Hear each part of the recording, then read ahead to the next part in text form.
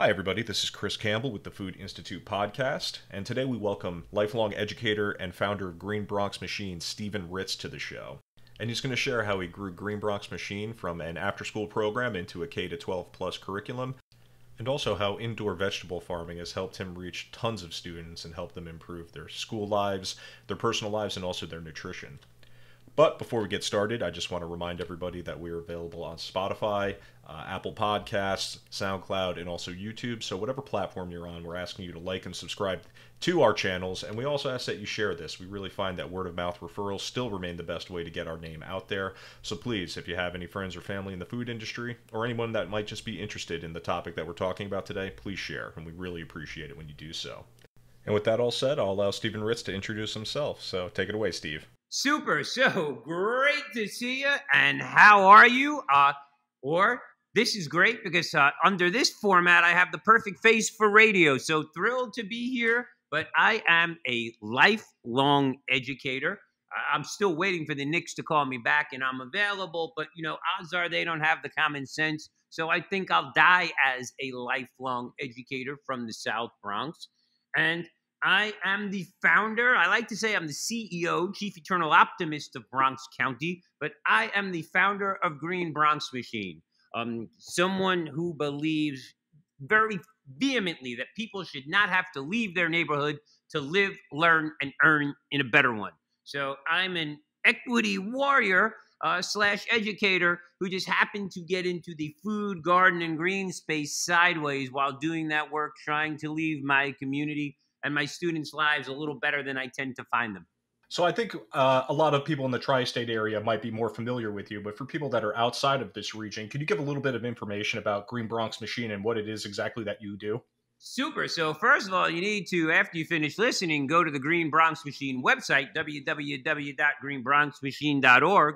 But what does Green Bronx Machine do? We do everything. We are amazing. I like to say Green Bronx Machine grows vegetables. Our vegetables grow students. Our students grow schools. And our schools grow happy, healthy, resilient communities. But most specifically, or more specifically, what do we really do? Well, we are the art and science of growing vegetables indoors 365 days a year in school, aligned to Common Core next generation science standards. So we are an academic program that just grows copious amounts of food. And the cool thing is, every couple of weeks you got tons to eat in addition to high-performing, happy, healthy students and high-performing, happy, healthy schools. I'll tell you this. About 17,000 pounds of vegetables grown indoors in the middle of the South Bronx. My favorite crop is organically grown citizens, graduates, members of the middle class, kids who are going to college. Just yesterday, I was visiting my buddy Gotham Viraj Puri over at Gotham Greens. And, one of the things we're most proud of is, partnering towards 2,200 jobs. During COVID, we were able to distribute over 100,000 pounds of food. It's just been game-changing here. So, we are very forward-thinking people, disruptive by design, and very much of the belief that we are the ones we are waiting for. We are the machine. It's a good name. I love it, and I really love the fact that it seems to be like a comprehensive wraparound sort of model. It's not just that you're trying to grow greens. You really have this education aspect to it. And one of the things, I'm going to read it off. I read it on your website when I was doing my due diligence for the episode.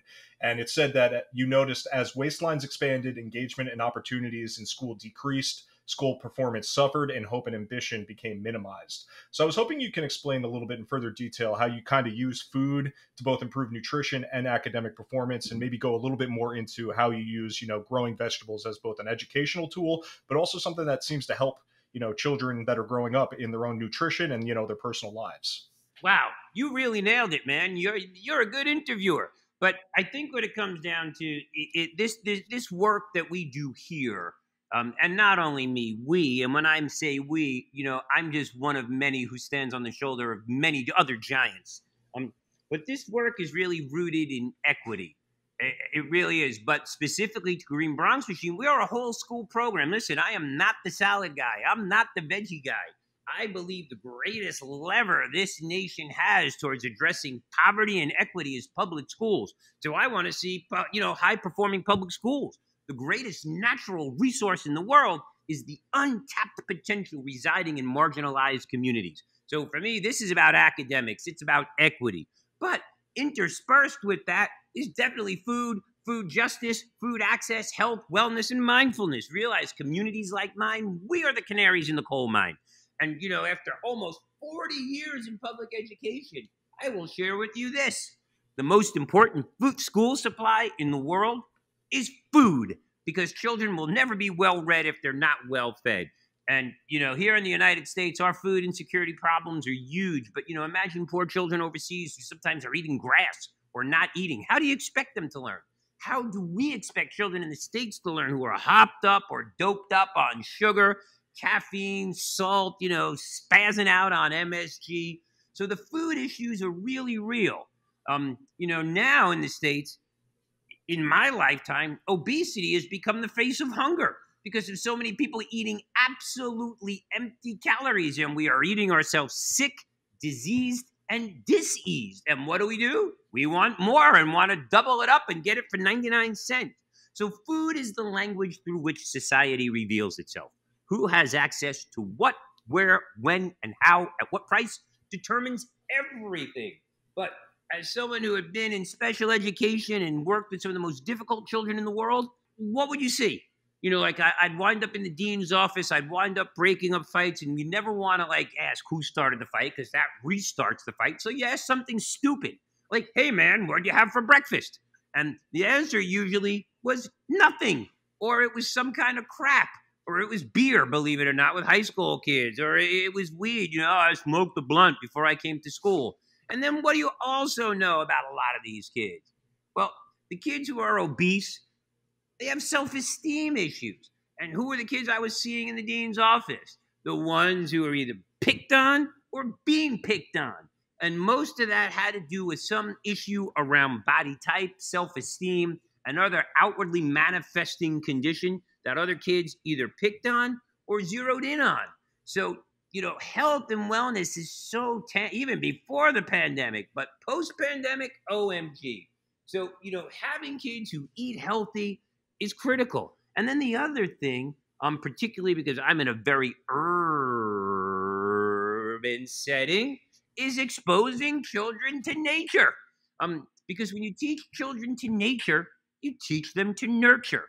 And when we teach children to nurture, we as a society collectively embrace our better nature.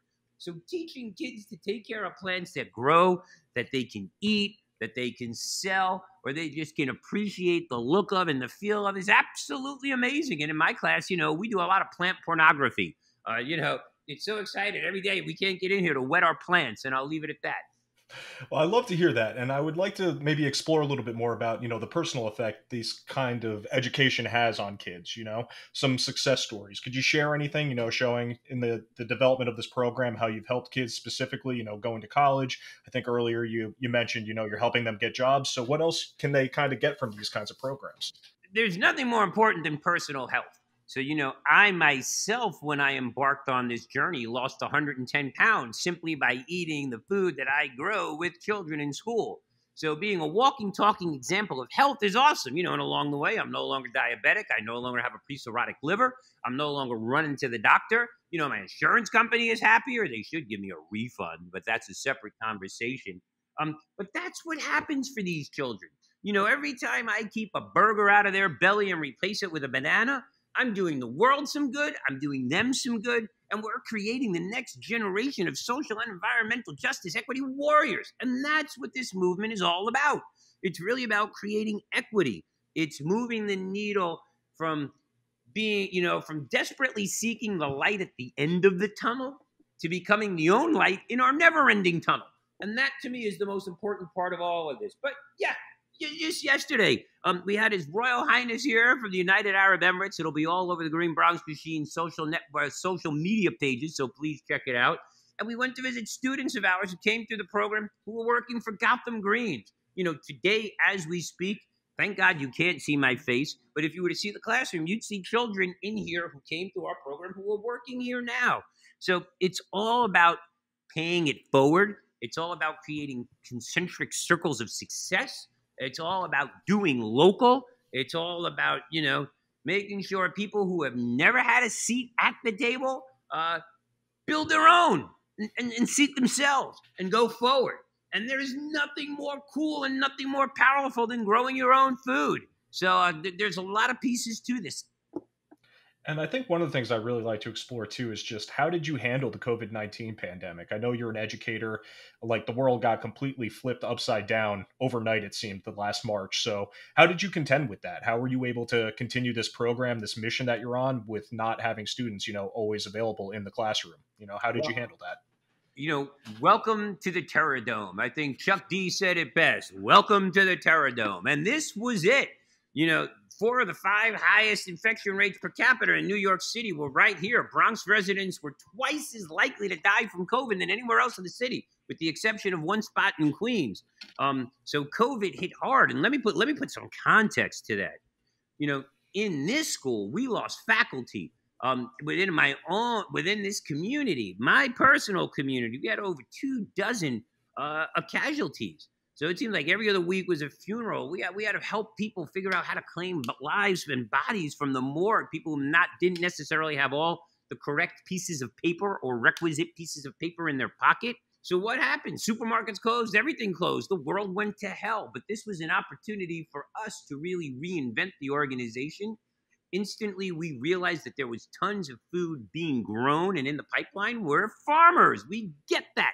So, we knew that food wasn't going to go anywhere except to waste. So instead of seeing it go to waste, we were able to reach out to farmers and resource it and get it for the pennies on the dollar. I'm proud to say that Green Bronx Machine personally delivered over 100,000 pounds of food during the pandemic from the school.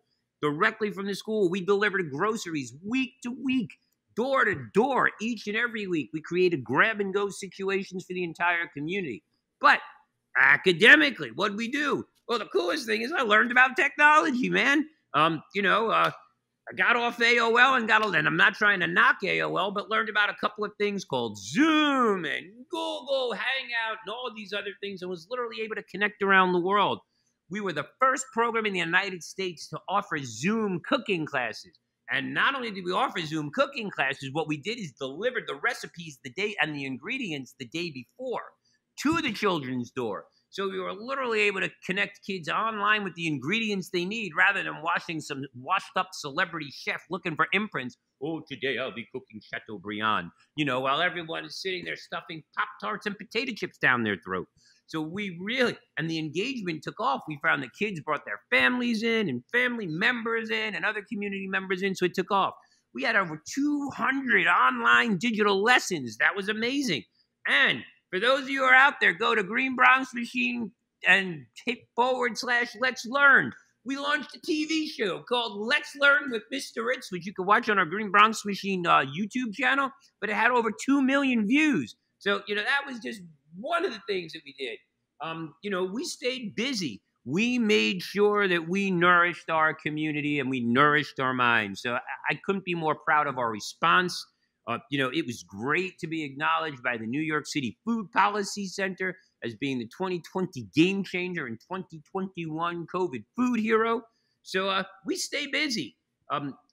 We're just thrilled and blessed and willing to be able to do the work that no one else really wants to in a way that no one else ever imagined.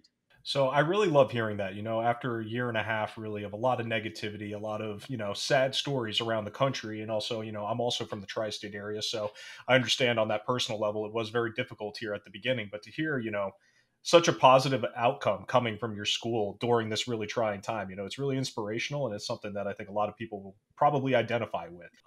Maybe switching gears a little bit here, but I did want to go into a little bit about the growth of your organization. So I saw that originally it started off as a after-school program, and now it is completely grown into a K-12 plus curriculum. So can you explain a little bit like what it's like growing a project from, an after-school extracurricular into a core competency kind of program? What was it like growing that kind of organization? Dude, it's like taking one little seed, putting it in the ground, and coming back 60 days later and having a big stalk filled with corn or tomatoes. Listen, on the evolutionary chart of man, both I and this organization are moving from the left to the right. So sometimes you get an idea, you get a kernel, you get a seed. You plant that seed, you get a little seedling, you nurture that seedling.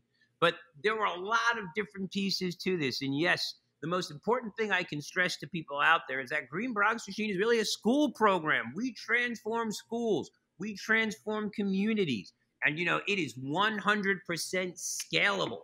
Our most effective programs, aside from the one right here in the Bronx, are in places that I have no access to or I don't visit. It's not like I need to be there. We figured out how to digitize this, how to put up professional development, how to do all these other things. But my work started with overage, undercredited children. Make no doubt about it. Kids who are going in and out and in and out and in and out and in and out of prison.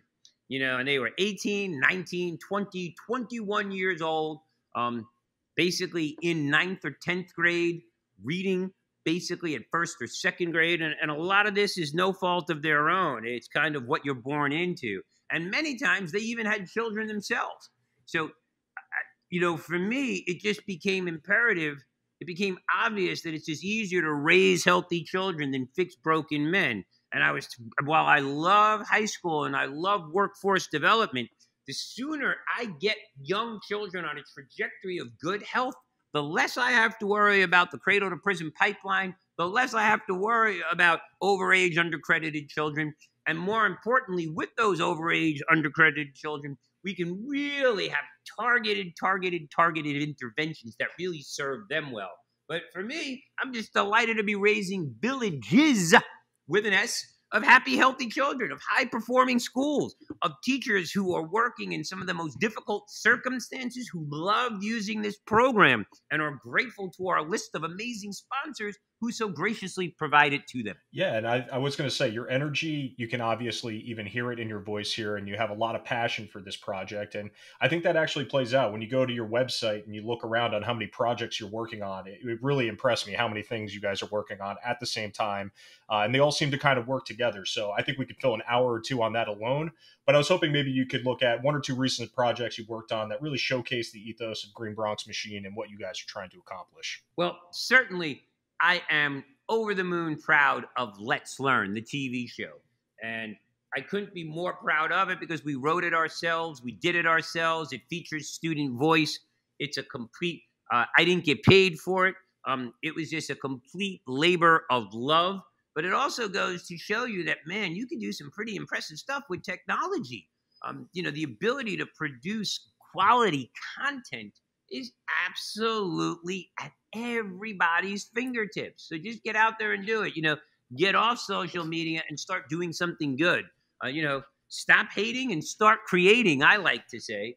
And, the other thing is really right now understanding how important food is in the food as medicine is medicine movement. Because I'm still bewildered by it. The reluctance around vaccination. One thing people can do is increase their immunity. And the best way to grow your immunity is simply by eating more fresh fruits and vegetables. The best way to grow your own immune system is to consume fresh fruits and vegetables. The best way to help this planet right now is to consume more local food, including local fresh fruit and vegetables. So we're doing something that's game-changing and that is absolutely vital to our health right where we are, to our community's health if we eat local and buy local, growing our local economies, and more importantly, for planetary health. Because, the less food that we consume that is bathed in fossil fuel and just slathered with palm oil, the better off we all are. So it's been, I'm hoping, listen, I do not want to discount the pain of right now for a moment. Not at all. We should never forget the pain. We should never forget the names. You throw in with some of the tragic events of the past 18 months that seem to be perpetuating themselves. But I think 1,000 years from now, if hopefully this planet is still functional and viable, people will look at this point as one of the greatest inflection points in the world's history. And hopefully we will have survived from it, learned from it, and gotten back to better. I love the inspirational message there. I am in the same, kind of place. I think that this is a real challenging point, not just for the United States, not just for local communities, but the world in general. And we're seeing it a lot at the Food Institute. There's a lot of more interest among consumers for environmental, social, even, governance aspects when it comes to food production. And they want to know where it's coming from, and they want to make sure that they could feel okay eating it. So I'd be remiss in my duties, considering we are the Food Institute, we are a food program.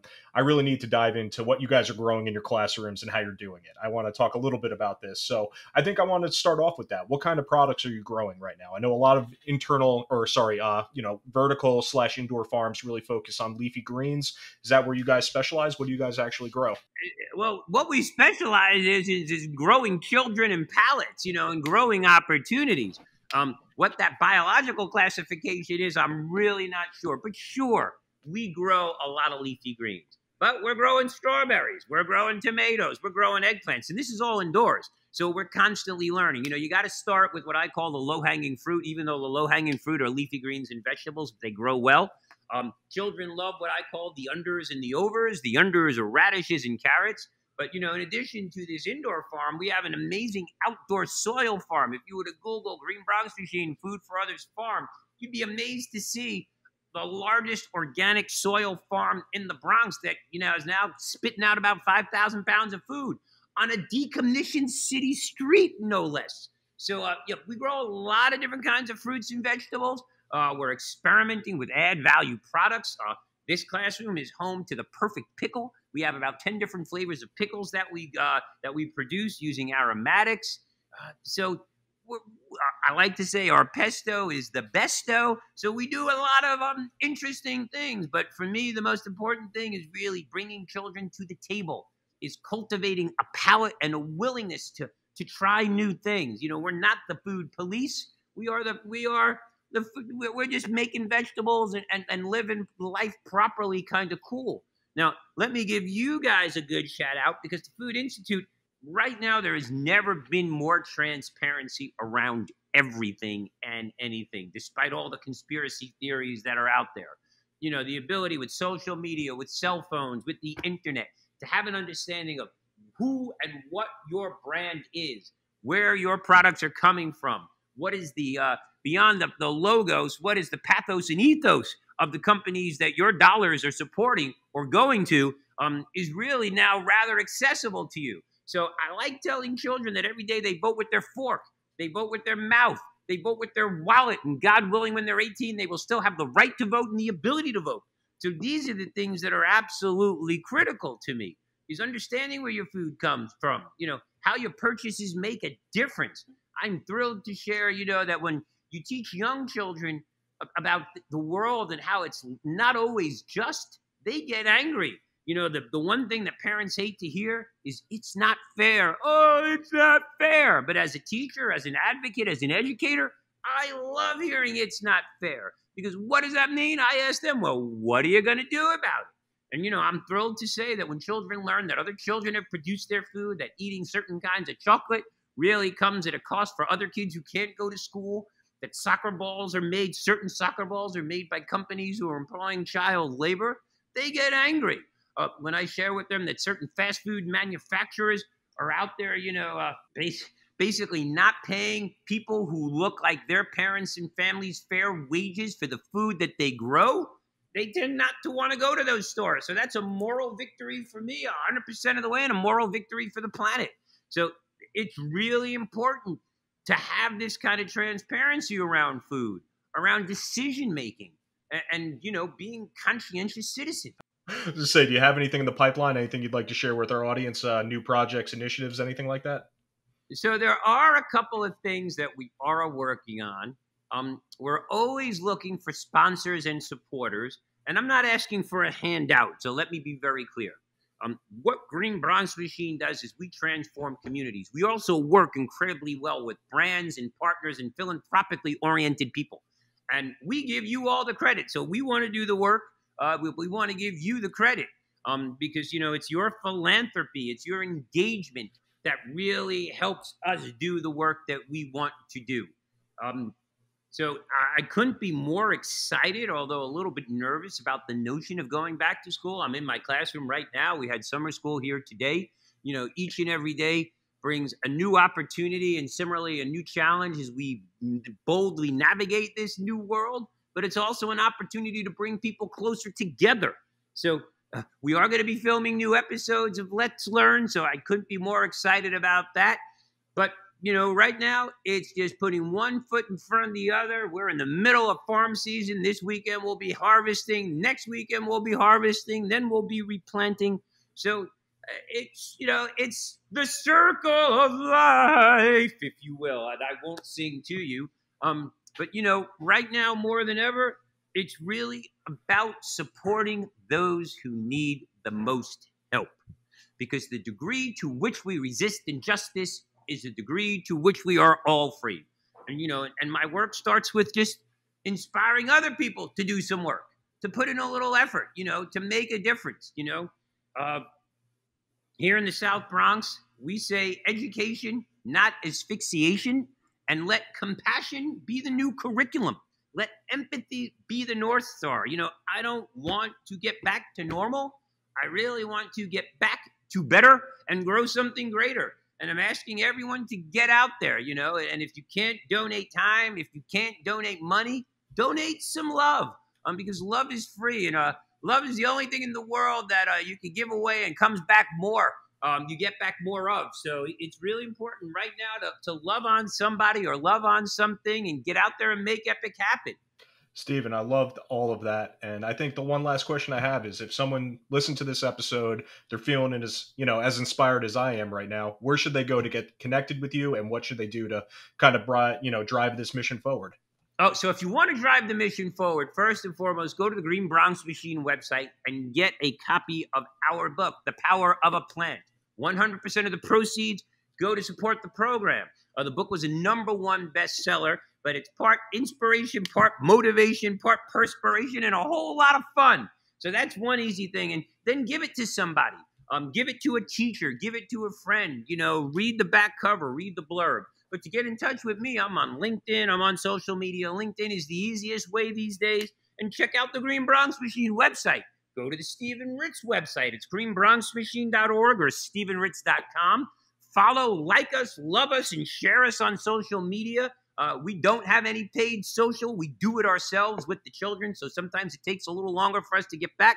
But we try and really keep it real. We try and keep it authentic. And, these times that we are living in, they require bold action and conviction. But it also requires that people do something. So you don't have to be great to start, but you have to start in order to be great. And regarding courage, the opposite of courage is not cowardice. The opposite of courage is conformity.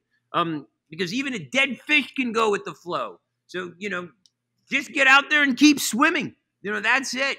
Get out there and make epic happen. Putting yourself in the best place in this moment positions yourself to be in the best place in the next moment. And remember, you don't have to set yourself on fire to keep a neighbor warm. You just got to go over there and hand them a blanket. I love it. Thank you so much for your time today, Stephen. And like I said, we'll share all those links in the description of this episode. That way, anyone that's looking for, a little bit more information, wants to get connected, we'll make sure that they can get there. So I want to thank you again for your time today. Right. Thanks. And everybody out there, holler! Si se puede, from the Bronx to the world. Adios, amigos. And I think that'll do it for us this week on the Food Institute podcast. Definitely hard to follow that up, but if you'd like to learn more about the Food Institute, please take a look at the links in our description. Additionally, please follow, like, and share. We really appreciate it when you spread the message about our podcast and really, try to do what you can to help out Green Bronx Machine. Seems like a great organization with a lot of good ideas. So until next time, this is Chris Campbell, signing off.